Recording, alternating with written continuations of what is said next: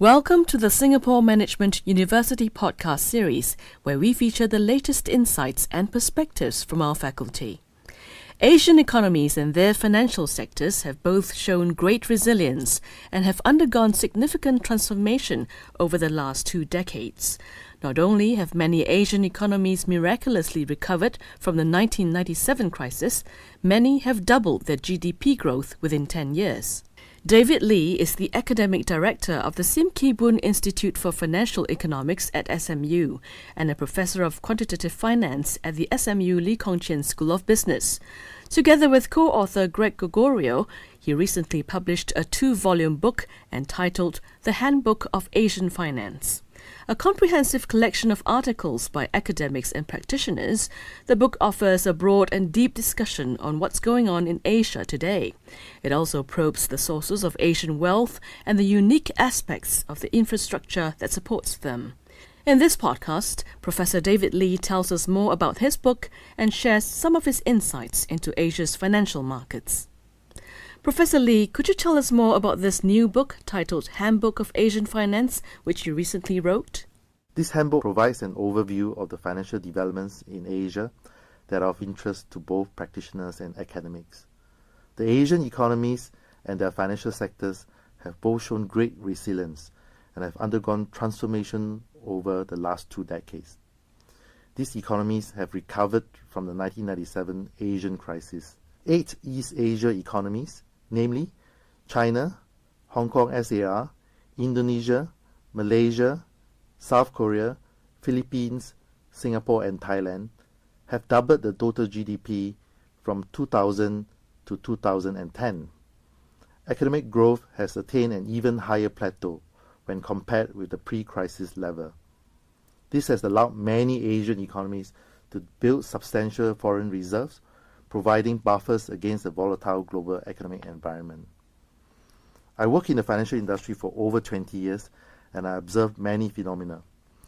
When I was a visiting professor in SMU in 2013, I thought it was a good time to write and edit a book on Asia finance, covering a few areas of interest to academics and practitioners.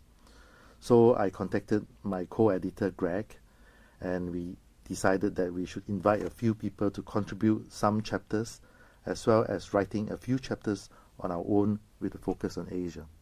The idea of a project on Asia finance received a lot of good response.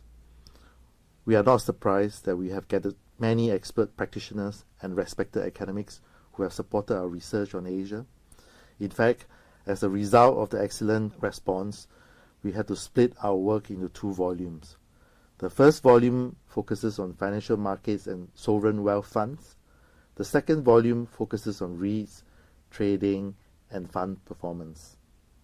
We have attempted in this book to cover the more interesting issues closer to the heart of financial practitioners and academics. The book serves as a perspective for what's going on in Asia and to bridge the gap caused by the fact that there remain few publications on Asia in academic journals. In your book, you talked about how different Asia is. Do you think there is enough academic research on finance done in this part of the world? Problems and issues associated with Asia finance and banks are not of particular interest to many academic journals. The main reason is that these issues are deemed to be only specific and relevant to financial institutions operating in Asia. As trade, foreign exchange, and other transactions and income from Asia increase over time, many global financial institutions, and especially banks, are likely to increase their participation in the Asia financial sector, along with a great share of profits from their Asian operations. By then, these Asia-centric issues will be of great interest to the global financial industry. Another often cited reason is the lack of reliable data. However, with higher volume of transactions, more reliable maintenance of historical records, which were both not available previously, there is now scope for more meaningful empirical analysis and discussions. In fact, some research by finance practitioners have already moved ahead of academics, as there are not enough incentives to do academic research in this area. Which parts of this book did you write? Can you tell us more about it? Yes, I co-wrote a chapter with Professor Poon Kok Fai, which traced the history of development of Singapore's financial markets and discussed the challenges, future, and prospects. Singapore has a good track record of its policymakers having a good understanding of how markets function and having the ability to create and maintain an ecosystem for growth. We look at the challenges facing the Singapore markets given the current volatile trading environment with potential problems caused by huge capital flow in a time-compressed manner. I have been witnessing and researching the changes that have been taking place in Asia since the early 1990s. The concept of time compression is still very new, and I have been talking about this since year 2000. What I observe is that since 1990s, with the introduction of the internet, information flow has been much faster than before. As we progress through the years, capital flow has always sped up, and a huge volume of capital can flow in and out of a small open economy in quick time. It used to take a long time for research ideas to be disseminated because you had to first edit your report, send for printing, and then you mail them via traditional post in the early 1990s. If there were any market-breaking news, it would take the market days or even weeks to react because information took time to travel. With emails in the early 1990s, things were changing fast, and we could see an email being sent via Bloomberg, and the markets reacted immediately. At the same time, capital flows have also sped up. We see markets reacting in quick time, much faster than before. And if we plot that on a price chart, we could see a few years being compressed into days, and a few days being compressed into a few minutes.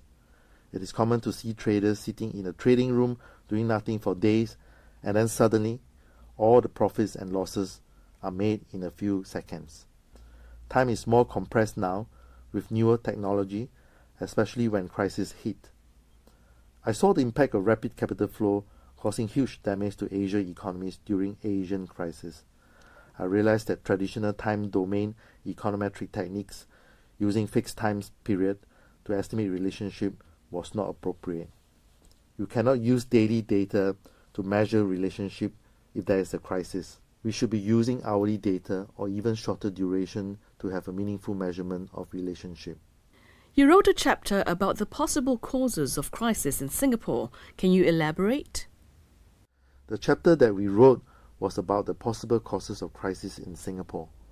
Our recent growth is heavily dependent on real estate and leverage. We described the danger of an economy that has its growth heavily dependent on the real estate sector with leverage. We cautioned against using debts, derivatives, leverage, real estates, and loans growth as a driver for economic growth. Another possible cause of crisis is when there is a failure of the collective imagination of many bright people, a phrase borrowed from the UK academics in response to Queen Elizabeth's question of why nobody had noticed that the credit crunch was on its way. We talk about the lack of communication and the exchange of information, where technology has forced many of us to focus on our narrow interests and to do it well in the shortest possible time. Doing our job too well may self-organize ourselves into destruction, especially when we all react to a triggered event in the shortest possible time. We argue for policy to limit the speed of everything to the speed of human understanding, or to slow to a speed that we can handle, so as to minimize the damage caused by time compression during a crisis. In our book, we also argue for the use of macroprudential policy for the Singapore housing market, given that mortgages account for 46% of Singapore GDP.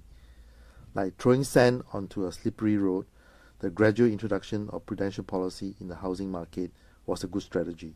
Singapore introduced no fewer than 17 property measures since 1981. The more often, less drastic approach to sense the reaction of the market before introducing or removing further measure has a lot of merit in preventing a bubble or a collapse in a time-compressed world. I also co-wrote another chapter with Professor Francis Koh, Professor Poon Kok Fai, and Seah Yi Seng, which discussed the development of Singapore Real Estate Investment Trust, or in short, S-REITs. We talk about the risk, return, performance, and the growth potential. Singapore have 25 REITs listed, and it had become one of the leading REIT centers in the world, and ranked second only to Japan in Asia. Given that 80% of the residential market is in public housing, and this sector is not represented in the REIT sector. We believe that there will likely be development of residential REITs for public housing in the near future, especially when the current run-up in prices has stabilized. What would be one key takeaway that you hope your readers will have after reading the book? Well, that will have to be the re-emergence of Asia, which is very important and interesting phenomenon to follow and to experience. We cannot leave the readers without highlighting the potential of Asia. In fact, it is very insightful to study how analysts and economists forecast Asia's growth over the next 40 years. Asia's share of global GDP was around 60% before the start of the Industrial Revolution in the 1700s. Then the share gradually dropped to a low of 15% in the 1950s, before it climbed back to today's 28% in the past decade. Japan and newly industrialized countries led the growth in the 1950s, followed by the emergence of China and India in the 1980s. Currently, Asia accounts for 58% of world population with 20% of total land. While 2050 is some time away, analysts are forecasting that population will double to 6 billion. Asia cities are expected to account for 80% of GDP, with urbanization rate increasing from 40% to 63%. In the Convergence School, analysts have forecasted that Asian GDP should reach $174 trillion, accounting for 52% of world GDP, with GDP per capita growing to $40,800. According to HSBC Global Research, China's per capita income is projected to grow 800% between 2012 and 2050.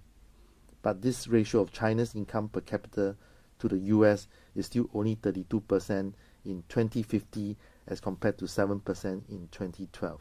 In short, the focus is now on Asia, given the growth prospect of many Asian countries. Many of these countries are growing above 6% despite the recent slowdown. Some have even achieved double-digit growth immediately after the 2008 crisis.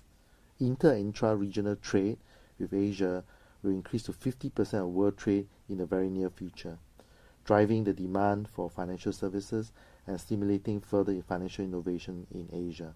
What are the other insights and trends in the book which you might want to highlight? We wanted to provide a good overview on Asia and have therefore dedicated efforts in discussing a full range of subject matters, including banking, governance, sovereign wealth funds, REITs, trading, and fund performance. Let me zoom in on a few areas. I will start with banking.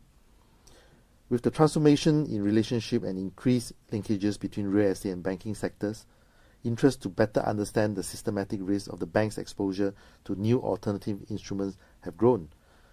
Whether it is a systematic risk, default risk, litigation risk, or other enterprise risks, banks are in a new era with regards to managing risk in an ever-changing and uncertain environment. Asian banks are buffered by different types of risks, along with changes in their business models that are required to adapt to such volatile conditions. With higher revenue and availability of big data, there is an emergence of more complex and adaptive model for risk management. Asia is in the process of developing its own risk management techniques and technology, thus reversing the earlier trend of intellectual flow from the developed market to Asia.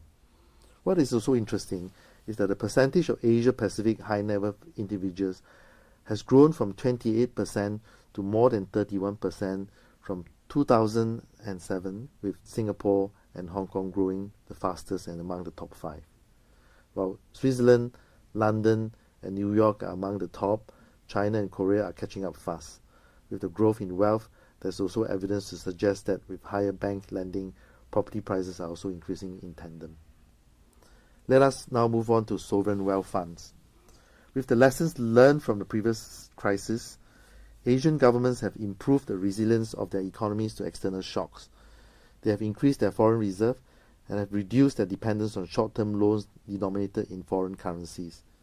These short-term foreign loans were used to finance domestic borrowings for the domestic economic growth. Supported by strong economic growth and trade surpluses, many Asian economies have been able to build out huge foreign reserve managed by sizable sovereign wealth funds. Sovereign wealth management issues, including the setting of investment objectives, constraints, horizon, liquidity needs, allocation, and users have drawn attention. This is mainly because of the increasing impact such funds can have when being deployed overseas. Every move of such funds is closely watched by many in the world, and our work here attempts to give an insight of some of the investment philosophy and the problems that they face in execution. It is interesting to note that results suggest that the size of the reserve in Asian countries may have expanded rapidly to a point beyond optimal based on economic measurement of vulnerability, confidence, and adverse shocks. Transparency remains an issue in most sovereign wealth funds, but they are good stabilizers for financial markets. I have something to talk about REITs as well. In a lower interest rate environment, alternative assets like real estate investment trusts have been very much in the limelight.